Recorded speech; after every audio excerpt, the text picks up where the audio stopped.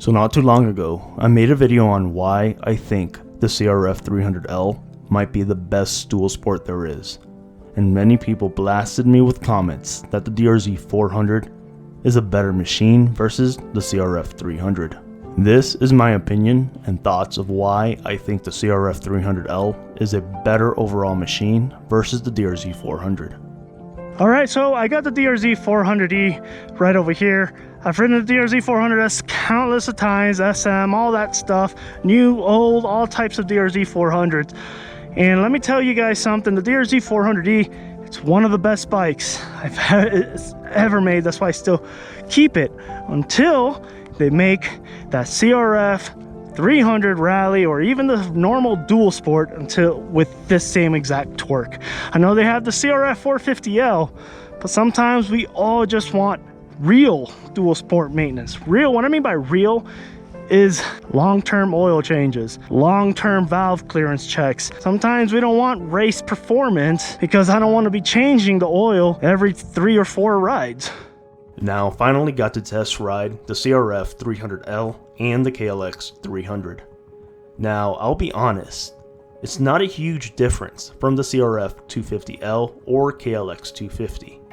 Yes, there is a slight power increase, and now 6th gear can be used for cruising around 65 to 70 miles per hour.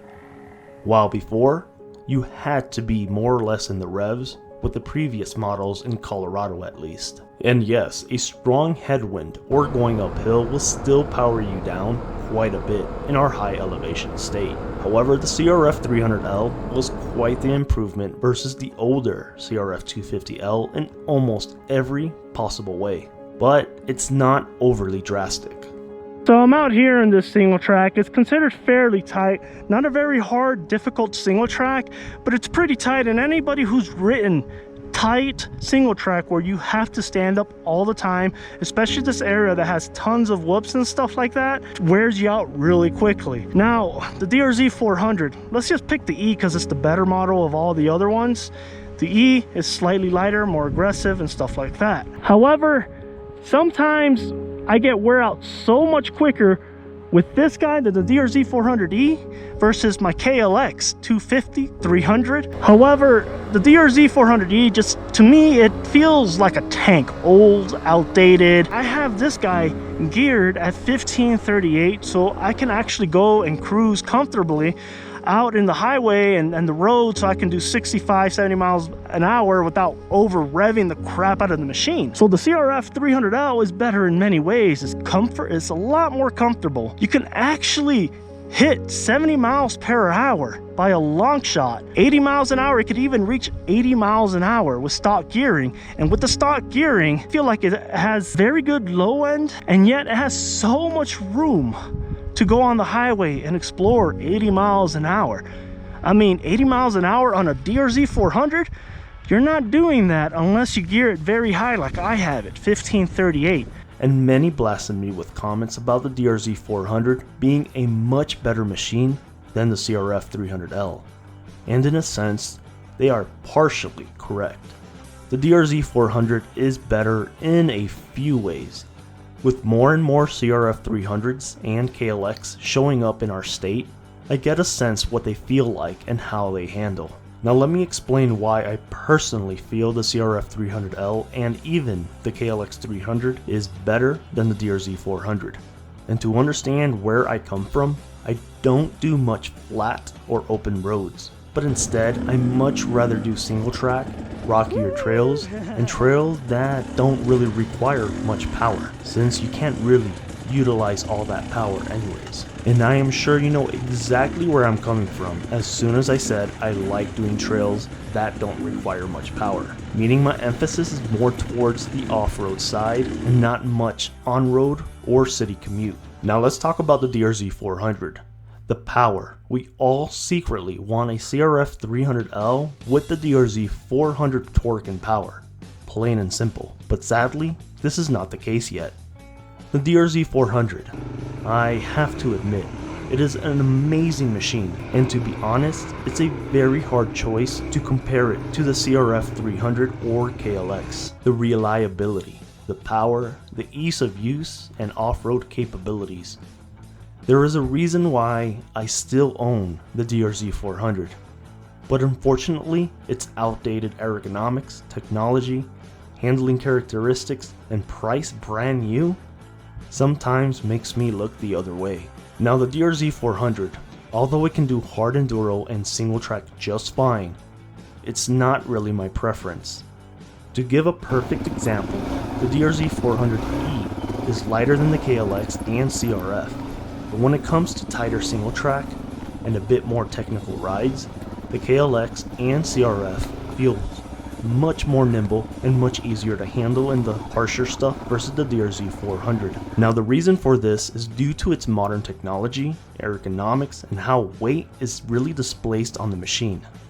However, I have to admit that the drz400 on fast, flowy Jeep roads is my preference due to its pulling power. But as far as comfort and ergonomics, I have more confidence with the newer dual sport models.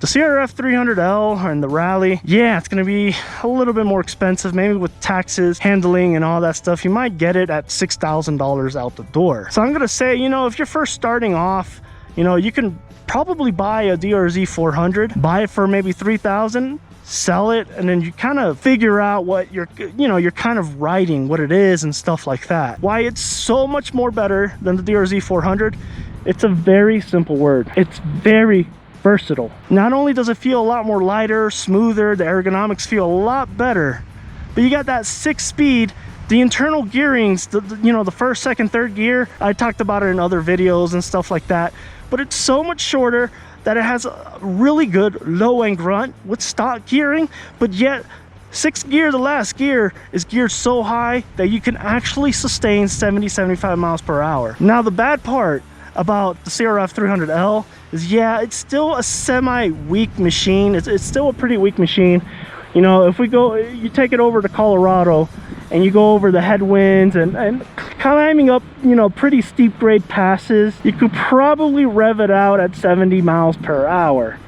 But once it's flat or downhill, you got it back to 80 miles per hour. I mean, even for a 300 or a 286cc machine, 70 miles per hour is still very impressive, especially for what it can do off-roading. Now the biggest disadvantage the drz400 has is its 5-speed transmission, and also the carburetor. Many Western state dual sport riders like myself much rather deal with an EFI versus a carb. And it is one of my main reasons I went with the TPI on my 2-stroke, so I don't have to fuss with the carburetor. Perfect example is a trail called Mount Antero.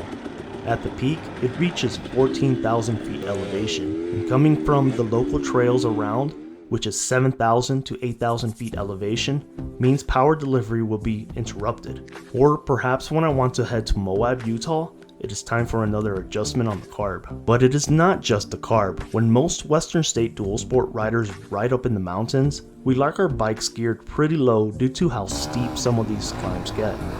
It makes us select a lot less gear, and we can actually ride around these passes in 2nd or 3rd gear without much shifting. With the drz400 geared at 1350, sure, I can cruise most of the trails in 3rd gear. However, it revs up so fast in 4th and 5th that it instantly runs out of top speed when I need to trail hop. While the CRF300 or KLX, I can keep it with 1348, still have the same low end, and yet still sustain 70 miles per hour due to its last gear. Anyhow guys, let me know which one you guys think is a better machine, the drz400 or the CRF300L, or possibly even the Rally. Leave your thoughts and opinions in the comments below as to why you think they are better.